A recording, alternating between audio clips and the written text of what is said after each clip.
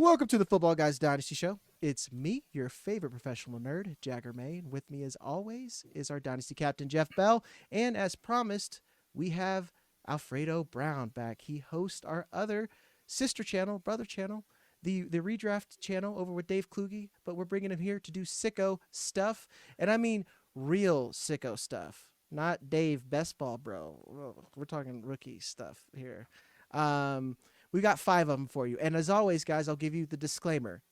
We know there are more than 5 wide receivers in this draft class. We can only do a 20 to 30-minute show. It's optimal. We could sit here for 4 hours to talk wide receivers. So don't get mad at us. We know about your favorite darling.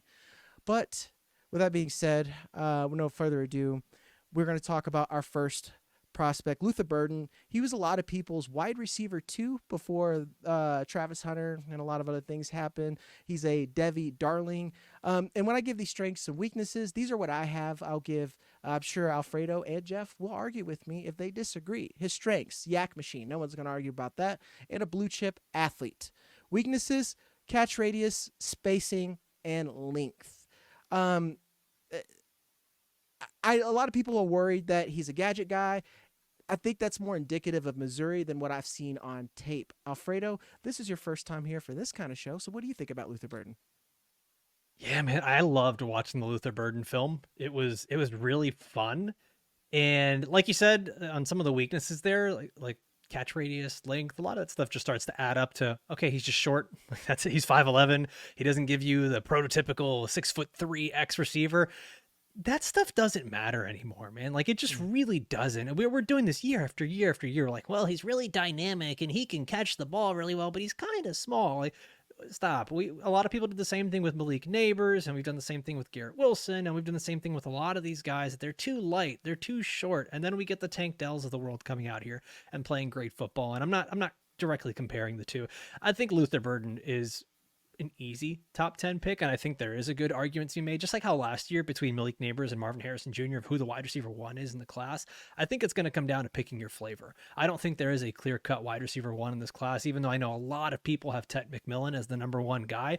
Luther Bird just does so many different things that don't quite compare to what Ted McMillan does. And being as dynamic as he is, being able to line up in the backfield, in the slot, outside, I really, really enjoyed his film. He's very twitchy in tight space. He stops on a dime. To me, he is pretty good with his spatial awareness.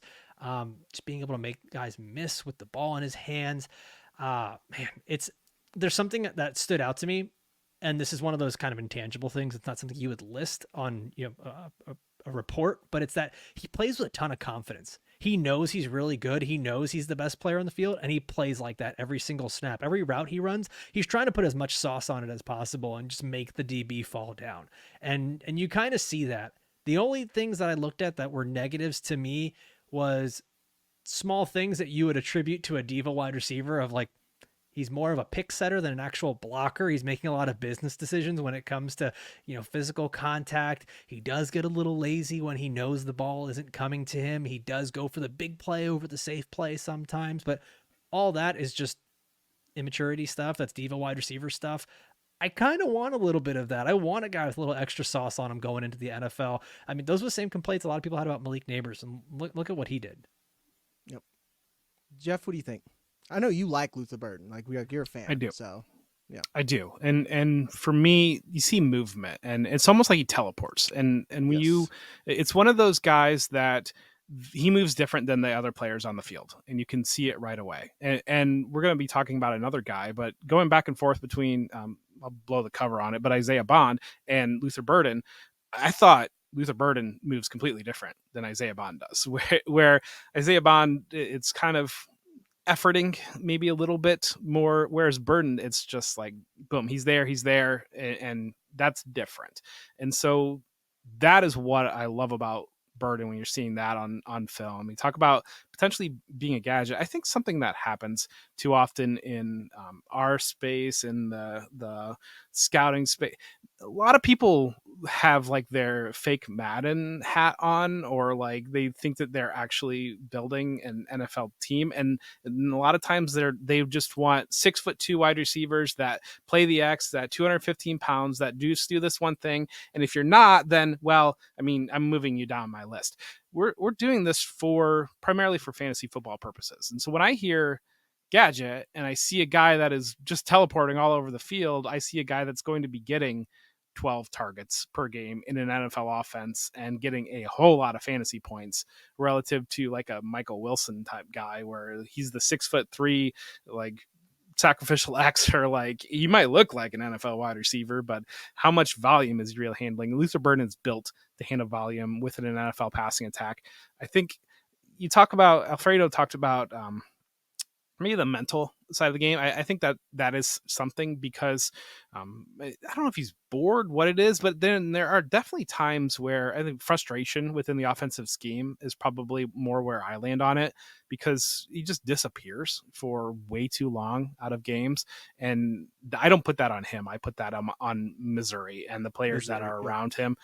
And that's the only thing I think that could be a potential knock. Can I tell you guys a secret? Just like a dirty little secret. Some of these weaknesses I have is because it's a format and I have to put something there. Yeah. That is like when I say catch radius or something like, or catch radius could be one thing. Length, I don't care about that. If you get, I do not care about that. And to give you guys how like the scoring works, it only compounds. There's not something that, oh, we are 5'10", I'm going to dock you to. It's like, okay, you don't get the extra points Tet McMillan gets, but you're still a very, very good player, and I weight the score. So a lot of that stuff doesn't quite matter as much. And to give you guys context as well, because I know, Alfredo, you're jumping into scouting, you're getting into the grading. The spacing grade, that's what you said, the laziness. I don't know how to put laziness in a score, so I was like, that's a catch-all spacing. I'm like, you're not in the right spot because you don't care right now. So yeah. I definitely see that, and that's what you said. That's what do the kids say? That's Riz, guys. When you know you're the best and you're going to go to the NFL. But it's the athleticism. You've heard me and Jeff talk about Brian Thomas Jr. You've heard me talk about Travis Hunter. Luther Burden's in that same mold. And like you said, I look at the downfield thing. Some of these players need 2 little jukes to get open. These players need 1. And if you've made a mistake, it's game over. He's already in another area code and gone. With that being said, love Luther Burden. You guys don't worry about him being a gadget player. Missouri sucks, and they can only use him as a gadget. He should be fine.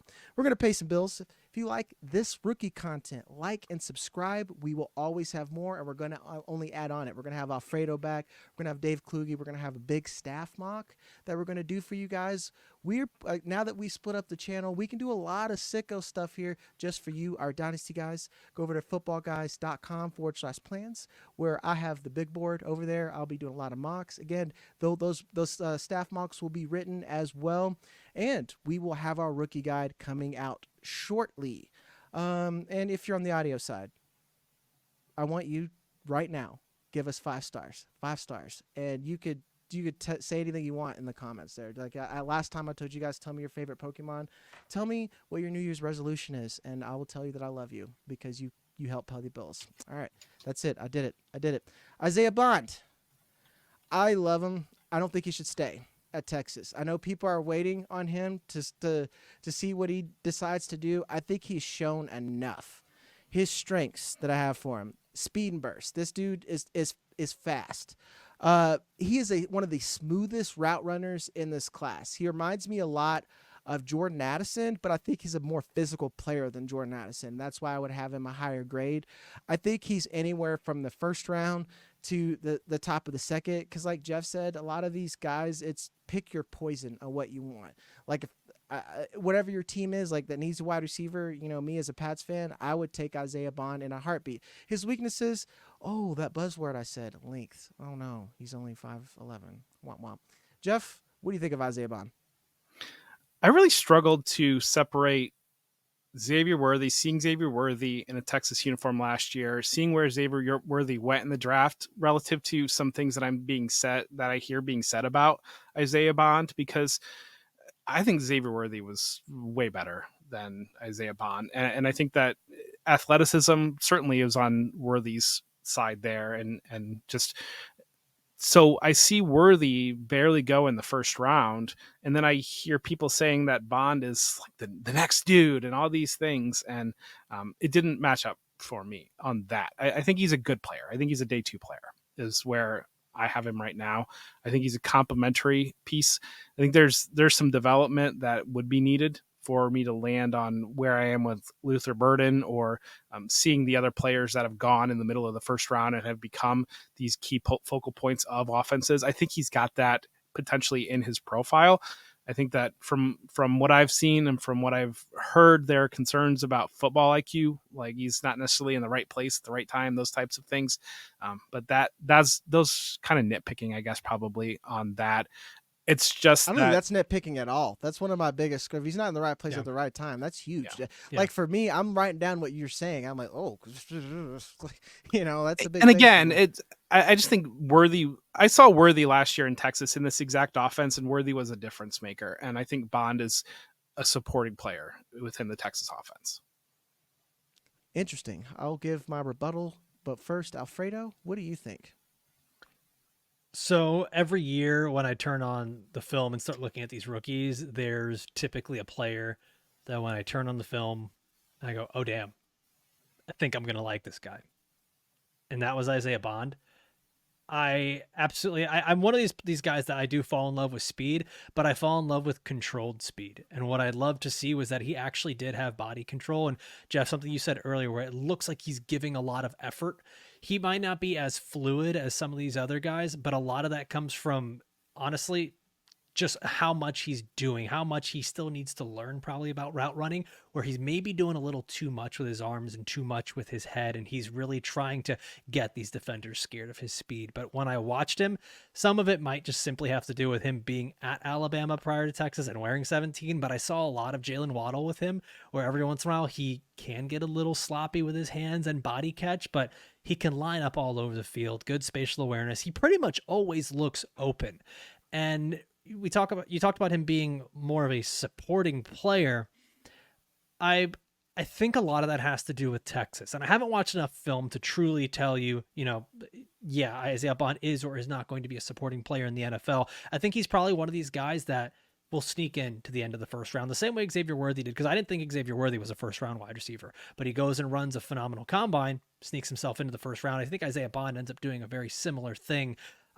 What I want to see him do is get just more consistent with his hands. I want to see some better route refinement. He's a little too fast. Sometimes the routes get sloppy and they look like they're almost too high effort to the point where he doesn't even quite know where he's going. He's just going really fast. And I think that if he can reel that in, you end up with a guy that is extremely talented and can do a lot of the same things that Jalen Waddle can do. So I think that he can be a wide receiver 2 on a high-powered offense, but I think most likely what we'll see with him early in his career is being a fast wide receiver 3, a guy that's getting underneath routes and taking the top off of defenses.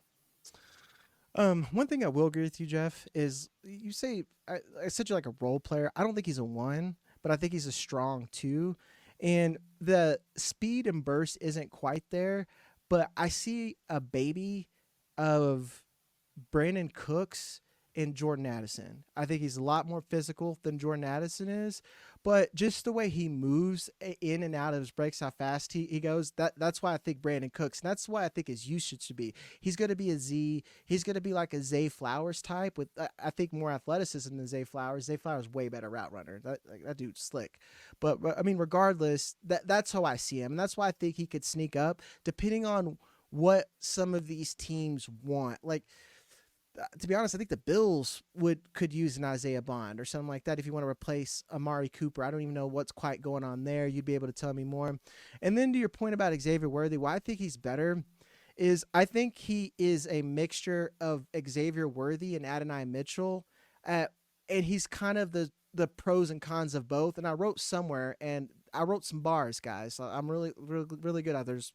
I don't even remember what article I wrote, but I essentially said that he's done both roles of where Xavier Worthy and Adonai Mitchell were, because he has that a little bit more size, but he's more of a speedier player than AD Mitchell is, and that's it for me. So like Jeff, I think I say rebuttal. Like I think you're right, but also I mean, I could see him going to a team in the second round and end up being a productive player. So we a little bit controversial with him. Let's play this or that. I say that he's going to go late first in rookie rounds. So would you guys rather have, late first in rookie drafts? Would you guys rather have Isaiah Bond or Chase Brown? Landing spot, I know it makes that hard, but if you knew you were getting, I think if he goes late first round in the NFL draft, he's probably ending up on a good competitive offense. mm-hmm. I still think I'd go Chase Brown, just because I can get a sort of a Kyron Williams, bell cow-esque type back right now on a good offense. And that's probably not playing Dynasty right, but I do think it will be a little team dependent there. But I think I would lean Chase Brown. What about you, Jeff?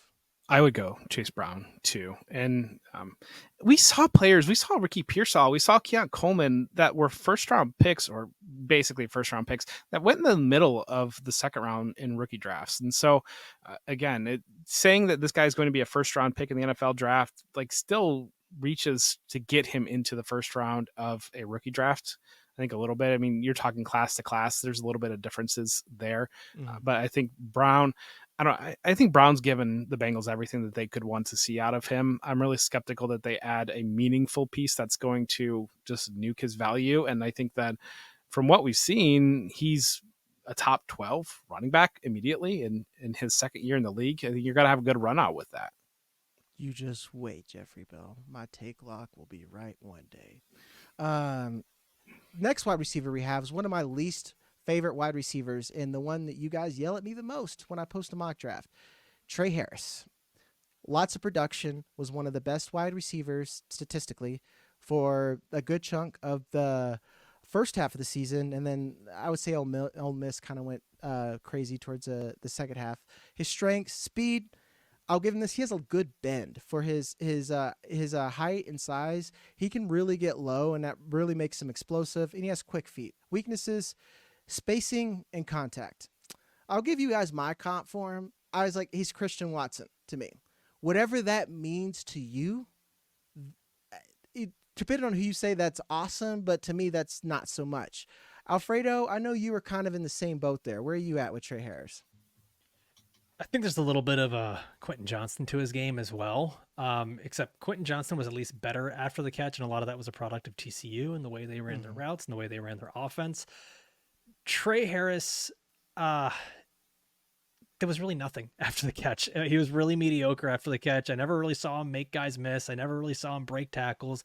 There's just one thing that he really does, and I hate that I'm leading with this first, but I hated it so much, and I want to know whether this is an Ole Miss thing or this is a Tre Harris thing, but whether it was a screen, whether it was a play that wasn't going to him, whether it was they were testing something out one time and then trying it again later, he does this thing all the time where he just stands at the line of scrimmage and does not move, doesn't move his feet, doesn't move his hands. Yep. He just stands there. And I don't know how much of that is them trying to look at what the defense is giving, or like even on screens where the ball was going to him, there was no movement. And so he would have to go from a totally prone stance, feet locked into the floor, and then try to take off on a screen. And that really kills any sort of momentum. You're not on the balls of your feet and able to run after catch on a screen like that. And all the things that are positive about him is the size, right? And he's this long strider, but I didn't really see him do a whole lot with his hands. I didn't really see him do a whole lot with contested catches. He didn't really have a great contested catch rate. It's just a lot of times where I'm seeing him catch the ball with his body. There are a few things that he can do that are pretty well. I mean, he moves around to different spots. He can throttle down when he needs to, but I didn't see a whole lot of different routes run. I didn't see a second gear on deep throws where you can be that even Christian Watson-esque player. This is one of those guys that I think probably just gets stuck on an NFL roster. And I comped him to Terrace Marshall. I think he'll probably be around 3 or 4 pick in the NFL draft. And I think that dynasty managers are probably going to be, if they're doing their rookie drafts prior to the NFL draft, they're probably going to be overdrafting him, because I just really did not enjoy the film as much as I thought I would.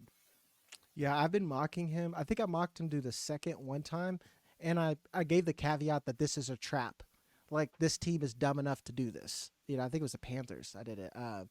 I mean, they keep doing that. Yeah, Terrace Marshall, Jonathan Mingo. I feel like there was one more before that I can't remember right now, but yeah, they do it all the time. Jeff, what do you think of Tre Harris? I don't think he's Cedric Tillman. So, I mean, there's that. I'm glad to hear that you guys say what you said, because I was at a similar place. And I think one of the most difficult things about doing rookie content, rookie scouting, you see it everywhere. Every guy that comes out is the next hotness, is the next great thing to do anything. And I think that Tre Harris falls into that bucket where it's kind of like the Cedric Tillmans and Donovan Peoples-Joneses and like these types of players that every once in a while you'll mine a Nico Coleman or a Nico Collins out of that. But for the most part, you're talking about third and fourth round picks, fringe day 2 picks that kind of, what is their role at the NFL level? I don't see his game translating to a high volume role at the NFL level, first off, which is what we're trying to do in fantasy football. And second off, again, it's a Nico Collins is like a rare thing that comes out of that hybrid kind of that model that you're looking at, these bigger athletes that they play outside. It's like best case you get like a Jawan Jennings type season. But for the most part, they kind of sit there at the end of your dynasty roster and you're kind of like, well, I don't really know what to do with this guy. And I think that Tre Harris falls into that category for me. Yeah, and I just want to reiterate like a point that Alfredo said, and I brought it up in his weaknesses. It's contact and spacing, man. That is huge for me. And it's like, yeah, he's big and athletic, but you flick him on a route, you're like, oh well, his timing's off. That's done. Yak, it's the same way. He just plays really small when it comes to contact, and I don't get it. And that's the spacing thing. Actually, what he reminds me of. He's what the people who didn't like Brian Thomas, he's who he is. At most, this guy is going to be a sacrificial X who's going to be running fades, maybe slot fades, a lot of 9 routes at the most. So a lot of cardio for him. A lot of cardio. He's going to be one of those guys that you're going to look at the Monday morning reports and see, oh, dang, he ran 30-something routes, 0 targets, 0 receptions, but a heck of an average depth of route run. That's what I can see the Ian Hartitz tweet already. That's like a running joke for him. I can already feel. How many miles has he run this season without a catch? Yeah, exactly. Like you could already picture it in your head. So I know you guys are going to be upset, and you're like a lot of the model bros. I've already seen someone, just like, well, my model predicts him. He's going to be blah blah blah. College production's a liar, guys. You've heard me shout this before. It is a liar. It's a liar. Love you. Sorry for shouting. Next one is one of my favorites. Elic Ayomanor. I didn't like him. It's funny. I watched Alfredo go through the same journey through Elic Ayomanor that I did. I was like, I don't get it. Then you kind of like some stuff about him. His strengths, quick feet, elite hands. I'm going to omit this last one because I'm not sure. I did feel like he was a blue chip athlete because he can get vertical, he can win. But when you think about his level of competition, I do have questions that I'm sure Alfredo would talk about his long speed. Weaknesses, average yak, as in he's not going to break a lot of tackles. You shouldn't be dialing up a lot of screens for him. And I got to write something down. So Alfredo, we'll start with you again. Where are you at? So what's interesting is we see this every once in a while where there are guys in college who do one thing and then they go to the NFL and you kind of find that they fit doing something different. And for him in college, he's done a lot of working on the outside. I mean, he almost exclusively just ran slants and then hitch and goes and had a lot of these broken plays that went for, massive gains. And every once in a while I would be like, oh, damn, that was a really nice back shoulder fade over there. A nice catch. I think he had one of those in Travis Hunter in the Colorado game where I know everyone looks back at that and says, well, he burned Travis Hunter for 3. No, he didn't. He burned Colorado for 3 touchdowns. And some of them were on broken plays. And it was when Colorado was up by a lot. And we need to have a little bit of context. But I think the big thing with him is I think from college, he's going to go from the outside to he might be one of these guys that actually fits the mold of a big slot in the NFL because he's so good off the line running those slant routes and running those crossers, and he does have the physicality that I think he can beat linebackers really easily. Jag, you mentioned the athleticism. I don't see it. I don't see a guy that has elite athleticism that can beat a corner one-on-one. I think he can win in a lot of zone matchups, but to me, that lends to him being a big slot at the next level. Kind of what was trying to happen with Treylon Burks, and maybe there's a little bit of Juju Smith-Schuster with Ayo. Listen, he had a few easy drops, a little bit of double catching that I saw on film. I don't see the high end speed. Deep ball tracking was average. Contested catch rate, not awesome, but there are things he does well. He's got good footwork. He comes back to the ball. He does all the mental things that you want to see, and he's a helper of the quarterback. And that's where I think a guy like him is going to make a role for himself at the next level. He's got the physical, strong build. He usually doesn't go down on first contact. So I think there's going to be a spot for him. I don't know that he's this playmaker that needs to be a first round pick in rookie drafts. He's probably a mid to late second round pick in rookie drafts. He probably ends up being a late day 2, early day 3 guy in the NFL draft because he's going to be a bit of a tweener. I have him as a first rounder, but we'll get to that later. Jeff, where are you at? He's not a first rounder. I'm sorry, Jack.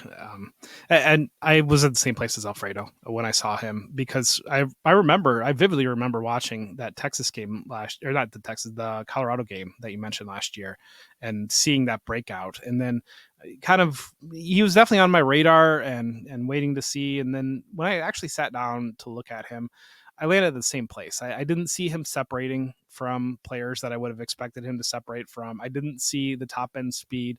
And one of the things that I'll watch a player and then I'll kind of go in and see, like, I'll do a little Google search of like projected 40 time and those types of things. And the things that come up with him are like 4.4 player. And like, it's like, I don't know what people are seeing, because there's no way that dude is running a 4.4. And in my mind, I had him clocked maybe closer to a 4.5, mid 4.5 type player. I think that he's thick and he's built, and that's what you love to see.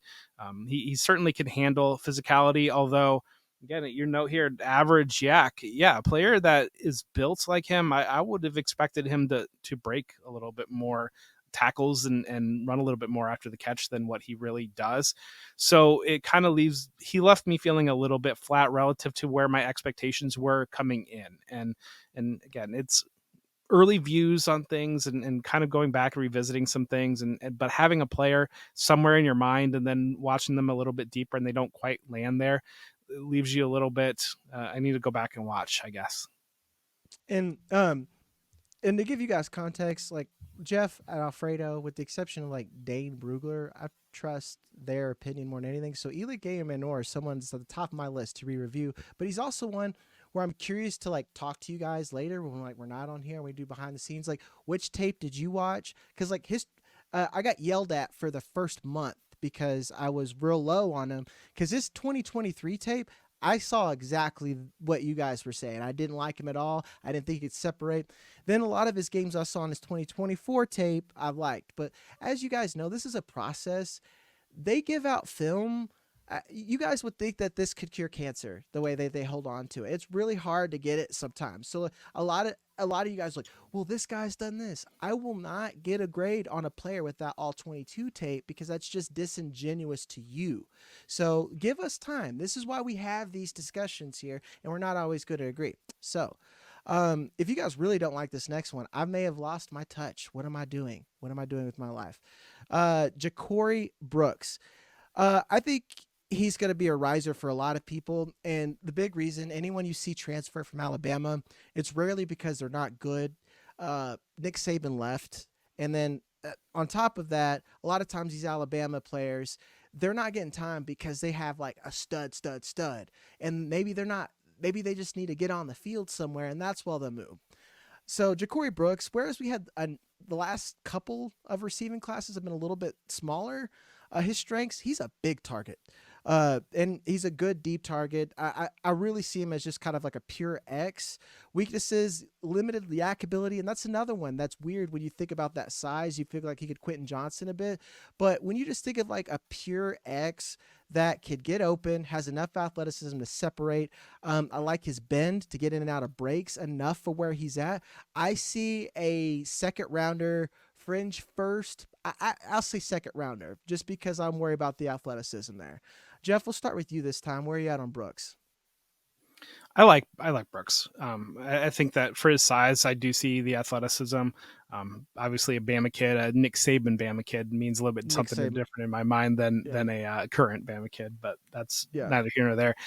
I'm curious, him versus Javon Baker. Where do you have them? Javon Baker? Yeah. I have him way higher, Javon Baker. I think Javon Baker was drafted where he was supposed to go.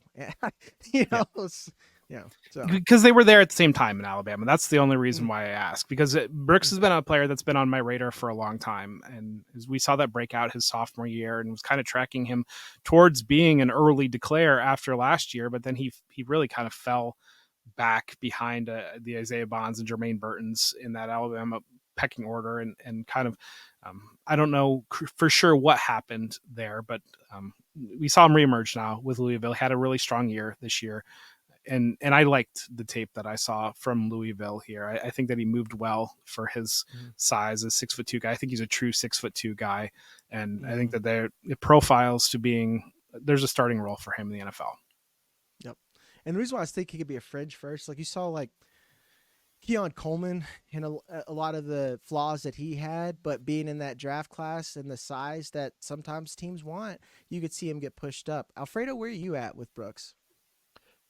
I don't quite love him. I don't quite hate him. I think he's still an unfinished project that has a lot of good potential here. I see the speed immediately on film, but I see speed in terms of deep speed, long speed. I don't see a lot of the quick movement, twitchy, and short area burst that I want to see. I do see a lot of defensive backs getting really scared that they're going to get beat deep. They bail out early, and he's smart enough to notice that and see when they're turning their hips, and he's selling his routes really well.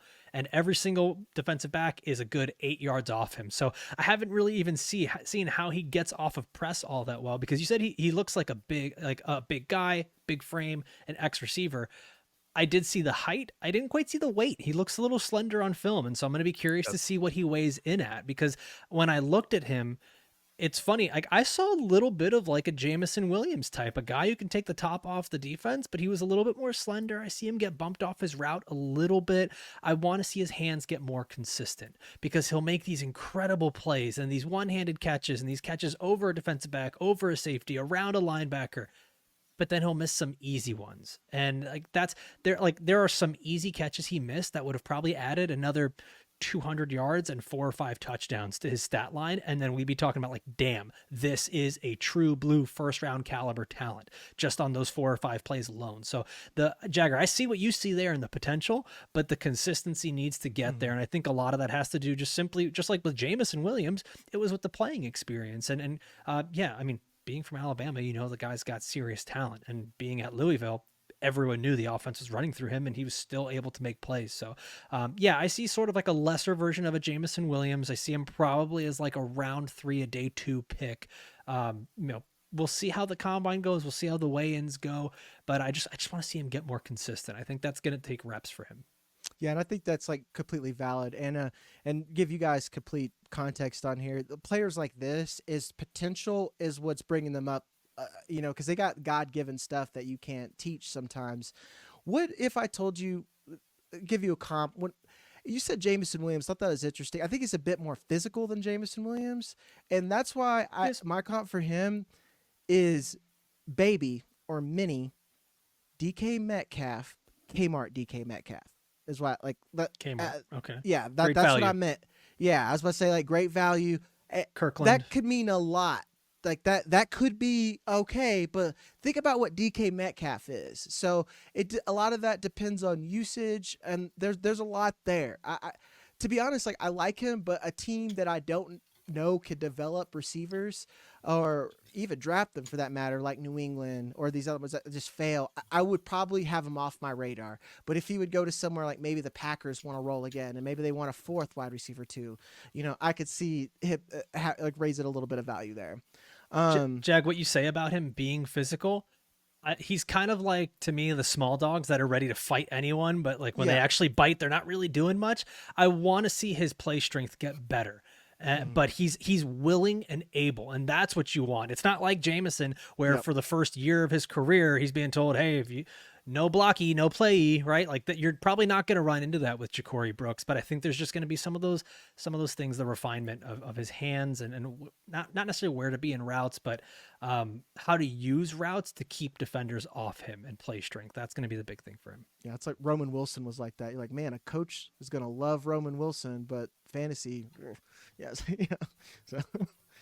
Yep. That'll do it, guys. Those are our 5 wide receivers. This was a good one because, like I said, I always really agree with Alfredo and Jeff a lot of times, and I really like that we differ. And new people are getting in on scouting, and I have new opinions, so it's making me want to check my stuff, and I want to see you guys evolve because opinions change as the draft process goes on. We're going to have more of these. We're going to have more Alfredo. We're going to have as much as our staff on here as possible to talk about rookies. We're going to have plenty of guests for you. So again, guys, like, subscribe, go to footballguys.com and subscribe there if you want some written content and a little bit more sicko stuff. I'm Jagger May. That's Jeff Bell, and that's Alfredo Brown. We love you, and we'll see you on the next one.